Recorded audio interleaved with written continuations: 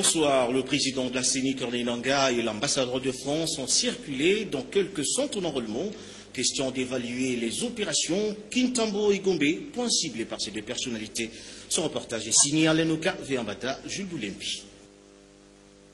6 jours après le lancement de l'opération d'enrôlement des électeurs dans la ville de Kinshasa, le président de la CENI, Corneille Nangaa Yobelou, et l'ambassadeur de France accrédité en République démocratique du Congo ont effectué une descente sur le terrain à travers quelques centres d'enrôlement des électeurs ouverts à la paroisse Sainte-Anne et à l'Institut des Beaux-Arts à Gombe, ainsi qu'au centre de formation professionnelle de Kitambo et à l'école primaire Kimvula, toujours à Kitambo. Corneille Nangaa Yobelou a signifié à cette occasion que tout se déroule bien jusque-là. Ce que je peux dire à la population, c'est que chacun se mobilise pour avoir sa capacité. L'opération se déroule plutôt à Kinshasa, très bien. Et que chacun, ça ne sert à rien de venir à 4 h du matin.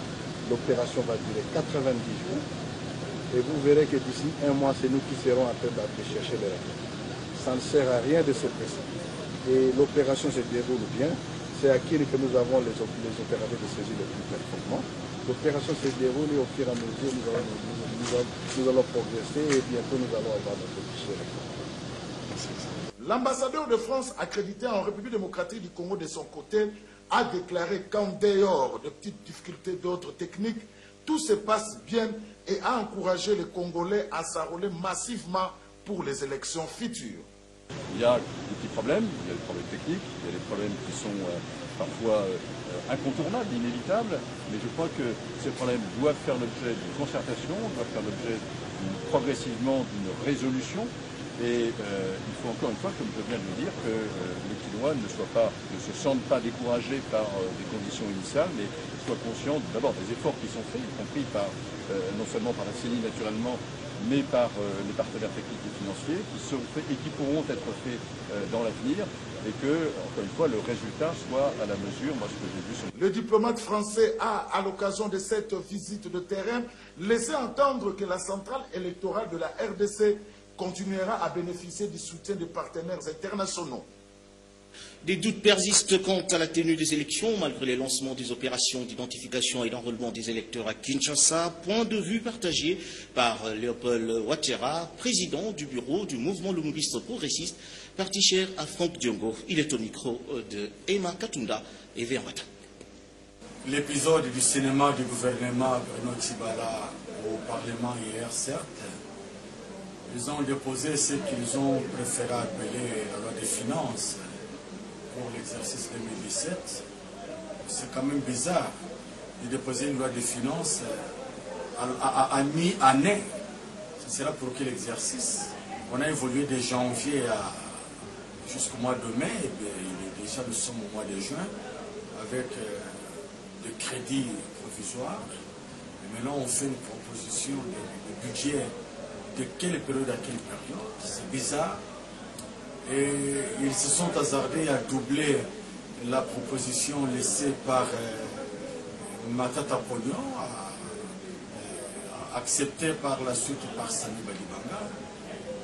Nous pensons que c'est une distraction de plus qui nous conduit le pouvoir en place dans sa majorité ou minorité élargie au transfuge du rassemblement qui sont au pouvoir maintenant. Le pouvoir en place est en train de distraire le peuple congolais. Il ne marque aucune bonne volonté d'aller aux élections. Ils ont torpillé la Constitution 15 ans durant. Nous ne pensons pas, nous l'avons dit en son temps, que ce n'est pas ces accords de la Convention qui pourront être respectés par le pouvoir en place. Nous voulons aller aux élections, on a débuté l'enrôlement, mais l'organe décidé par les accords de la CENCO de faire suivre ou de surveiller le déroulement des accords dans le processus électoral, cet organe que nous appelons CENSA, eh bien, l'organe n'a toujours pas des animateurs. Nous prenons la communauté internationale à témoin, nous prenons le peuple congolais à témoin, nous prenons toutes les bonnes intentions du monde à témoin que le pouvoir de Kinshasa ne veut pas mener les choses telles qu'elles doivent être menées.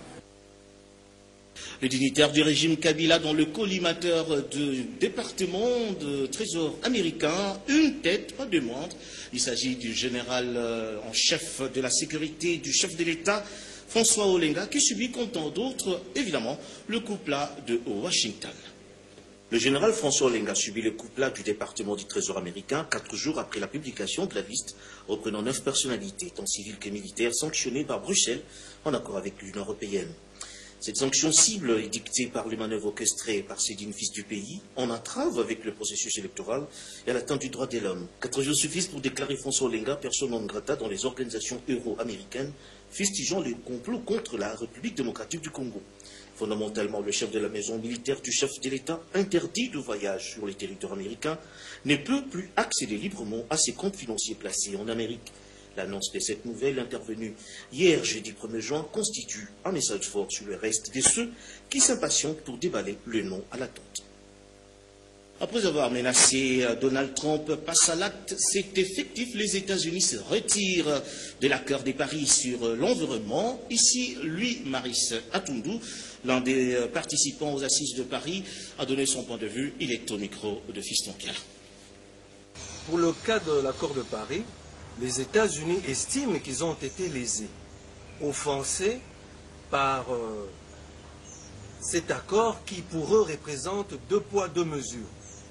Il semble que, selon les Américains, la Chine et l'Inde sont favorisés au détriment des États-Unis qui doivent payer la plupart des coûts de cet effort à la réduction des émissions.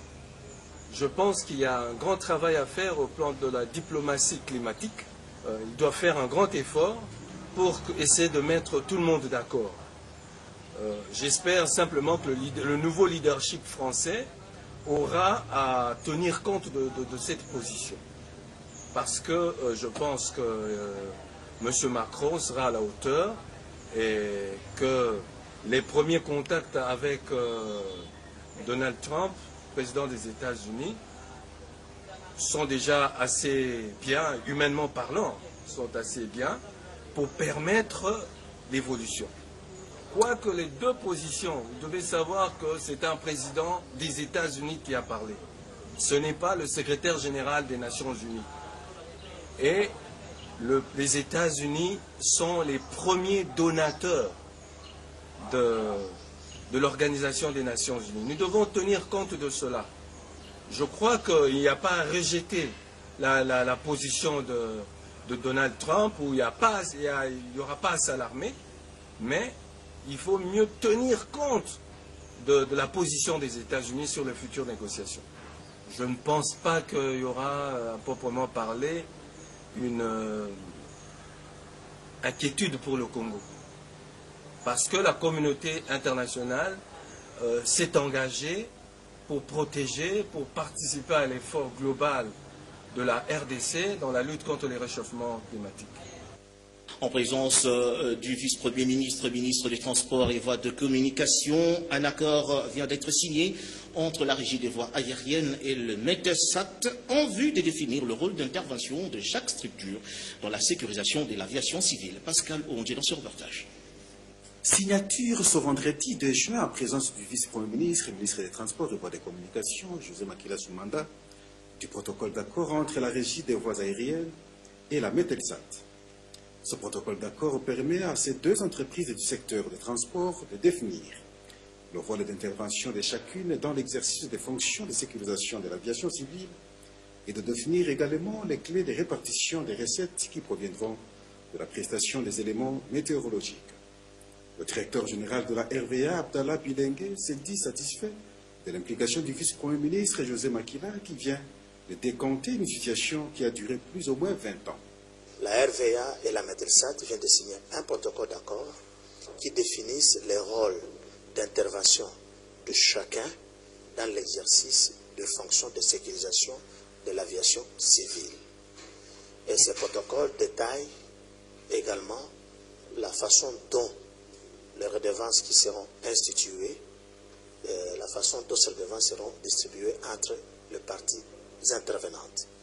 Donc, nous nous réjouissons aujourd'hui de cette implication de son Excellence, Monsieur le Vice-Premier ministre, qui vient de résoudre un problème qui a existé plus de 20 ans, je crois, sans solution palpable. Aujourd'hui, c'est un jour heureux, des mariages parfaits entre la Medelsat et la régie des voies aériennes. Juste après cette réunion, le vice-premier ministre, José Makila, a échangé avec l'ambassadeur extraordinaire et plénipotentiaire de la République démocratique du Congo à Bangui. Esdras Kambale Baïko est venu soumettre au vice-premier ministre quelques problèmes dans le projet de construction du pont reliant Bangui et Zongo en République démocratique du Congo. Les tracasseries douanières que les opérateurs économiques du Sud-Bangui sont victimes lors du dédouanement de leurs marchandises à partir du port de Douala via Bangui ont également fait l'objet de cette rencontre. Le vice-premier ministre José Makila promet de s'impliquer personnellement pour trouver solution à ce problème. Depuis 6 mois, les agents de la SCTP ex-ONATRA sont privés de leur salaire. Ces derniers ont manifesté hier jeudi devant leur bâtiment administratif, exigeant également le départ du comité de gestion. Reportage. Les agents de la SCTP ex-ONATRA ont manifesté ce 1er juin 2017 devant le bâtiment de cette entreprise publique pour réclamer la paie de 6 mois de leur salaire que le comité actuel de gestion n'arrive pas à payer. Pour ces agents, le comité de gestion actuel de la SCTP est en train de se pourvoyer, de gaspiller l'argent pour des missions inutiles dans le but de détourner l'argent en lieu et place et de payer les travailleurs. D'abord, premièrement, nous sommes d'abord mécontents. Et on est vraiment indignés suite au comportement de nos autorités. Hein? Ils sont vraiment animés de mauvaise foi. Comment nous travaillons, chaque jour on s'amène au boulot, mais on ne peut pas nous payer. Hein? Ça fait au moins 6 mois qu'on est payé. Alors mais à chaque instant, on nous encaissons quand même l'argent. Nous sommes quand même une société de transport. Nous encaissons l'argent, mais l'argent que nous avons, je ne sais pas comment. Où est-ce qu'on loge cet argent? Bon, de toute façon,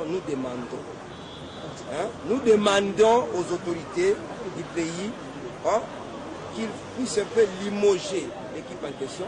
Hein? D'abord notre DG et puis notre PCA. 6 mois s'est passé. Et nous venons de commencer cette semaine. Aujourd'hui, c'est le 1er juin. Donc nous tendons vers cette semaine. Donc en tout cas, nous supplions et nous demandons à qu'ils puissent nous aider afin qu'on puisse trouver la solution pour que aussi nous puissions vivre. Et notre objet ici, nous ne quitterons pas ici sans que nous ne puissions pas avoir les gains de cause. Et les gains de cause, c'est avoir notre salaire. C'est notre droit. Nous avions déjà presté. C'est ce que nous venons de demander ici. Les agents de la SCTP ont dénoncé également la délégation syndicale de leur entreprise qui jugent d'être corrompue et ont décidé de continuer à manifester jusqu'à trouver solution à leurs problèmes. Le Conseil économique et social a procédé hier jeudi en la salle de spectacle du Palais du Peuple à la cérémonie de clôture de la session d'avril. Plusieurs personnalités politico-administratives RD congolaises ont rehaussé de leur présence cette cérémonie. Fiston Kala dans son partage. La situation de la baisse de la qualité d'enseignement, préavis sur la situation des logements, ont été parmi les 17 matières inscrites à l'ordre du jour des sessions du mois d'avril au Conseil économique et social. Toutes s'avèrent avoir un impact réel sur la condition de vie sociale de la population congolaise. Une session également très mouvementée par la destitution de son président pour cause de mégestion a martelé l'aide des conseillers des CES. Nous avions commencé par destituer l'ancien président pour mégestion et détournement de deniers publics et nous l'avions remplacé par celui qui était le premier vice-président, qui est l'actuel président que l'Assemblée plénière a porté à la tête de l'institution Conseil économique social, M. Jean-Pierre Kiwakanaki Mayala. Au regard de ce qui précède, nous avions traité beaucoup de matières, entre autres moi-même qui suis de la commission spéciale sur la baisse de la qualité de l'enseignement, tant qu'enseignant de profession. Et nous avions encore traité beaucoup d'autres dossiers sur les provinces. C'était très réussi cette session d'avril 2017.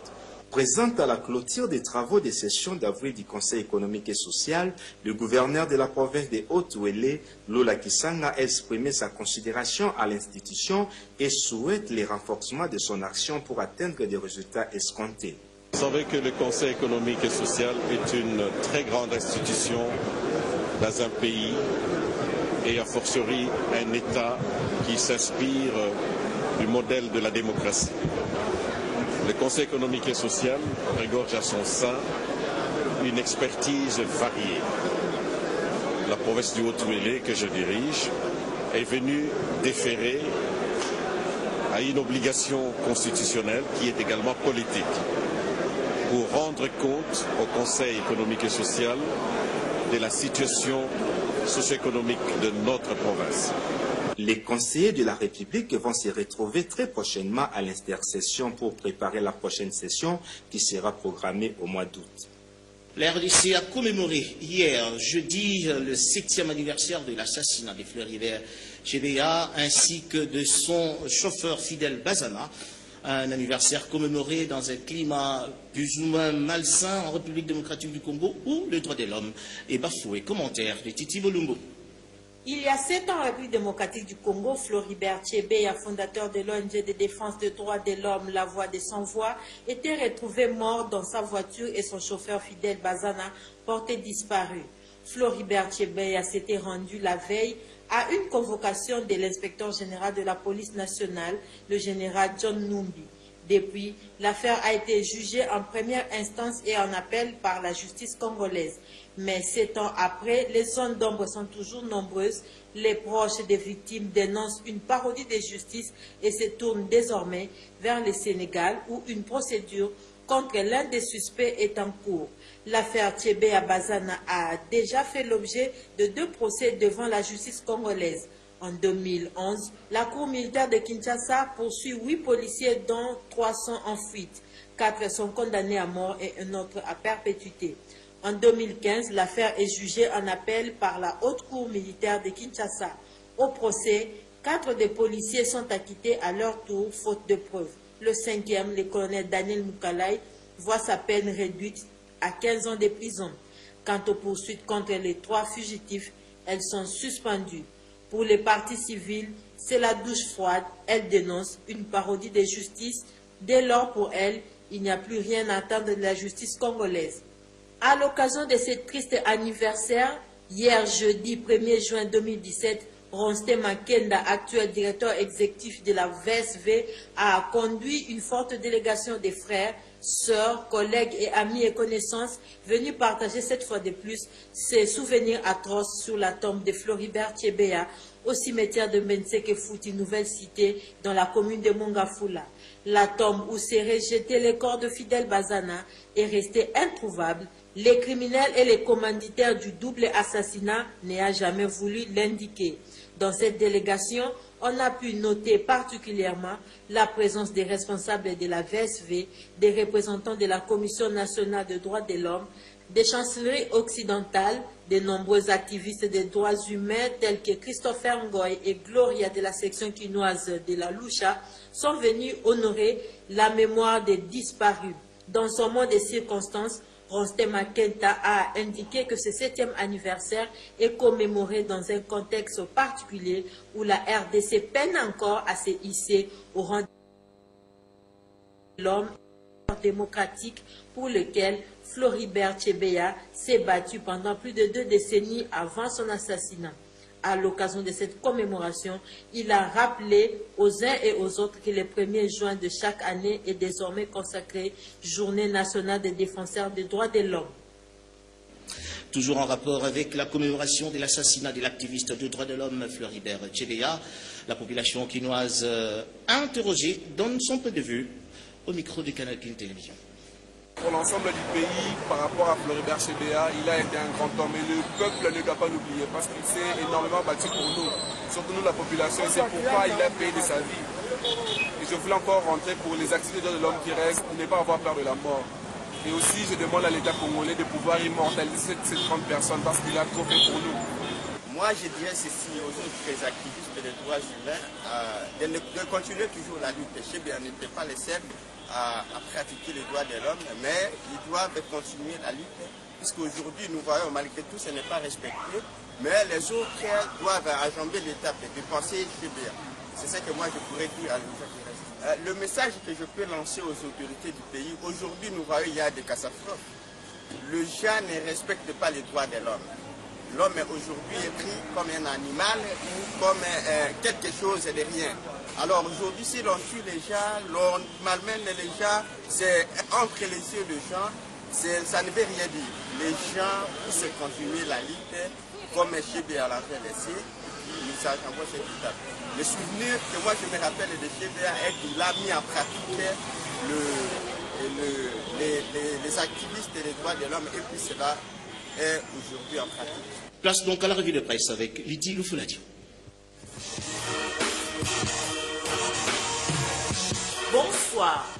Les discours et les propositions du budget 2017 approuvés par les députés au Parlement fait couler beaucoup d'encre et des salives. Parmi les journaux qui en ont parlé, ce vendredi 2 mai 2017, La Prospérité, quotidien d'action pour la démocratie et le développement, écrit « Les députés endossent le budget 2017. Bruno Tshibala sera jugé aux actes. » Selon les confrères, s'agissant par exemple du caractère irréaliste de l'augmentation du budget dans la mesure où les taux d'exécution n'ont jamais atteint 70%, Tshibala croit que ceux qui pensent ainsi n'ont vraiment pas tort. Voilà pourquoi remercions l'honorable Milemba Bukasa, le tout nouveau Premier ministre, estime que pour développer un pays et le placer très haut dans les concerts des nations du monde, il faudrait avant tout disposer d'une grande vision et d'une grande ambition. Rigueur sur le front des maximisations de recettes de l'État, Bruno Tshibala brandit des sanctions, souligne le quotidien général Forum des As. Désormais, les fraudes et les dirigeants incompétents seront sévèrement punis, a promis le Premier ministre. Par ailleurs, dans sa réplique aux doutes des députés qui ont jugé irréaliste le projet de loi des finances 2017, le Premier ministre sonne la fin de budget ridicule en RD Congo. Parlons de la situation sécuritaire au Kasaï. Le courrier de Kinshasa titre à la une « Joseph Kabila face à l'équation kassaïenne ». Le chef de l'État a entamé le 1er juin 2017 une série de consultations avec les couches sociales à Kananga, Kasaï central. En posture d'écoute, il attendait, par ses entretiens marathons, prendre la température du milieu en s'informant auprès de ses différents interlocuteurs sur les réalités socio-économiques et sécuritaires d'une région en proie à l'instabilité depuis près de 9 mois, quitte à prendre des mesures salutaires qui requièrent la situation explosive que connaît le Kasaï central. Les journaux de son côté nous révèlent qu'à l'OGFREM, Kikwa et India s'empoignent, les agents crèvent de faim. Fraude fiscale, conflit d'intérêts et malversation financière font la une de l'actualité à l'Office de gestion du fret multimodal OGFREM. Parlons santé, le quotidien Le Journal titre « Mal au cœur, les gingembres comme remède ».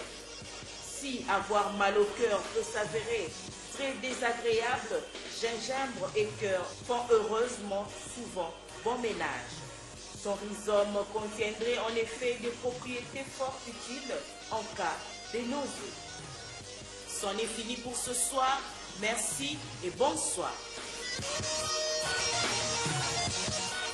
Fin de ce journal, merci de l'avoir suivi. Je vous fixe rendez-vous demain à la même heure. D'ici là, portez-vous bien. Bonne soirée.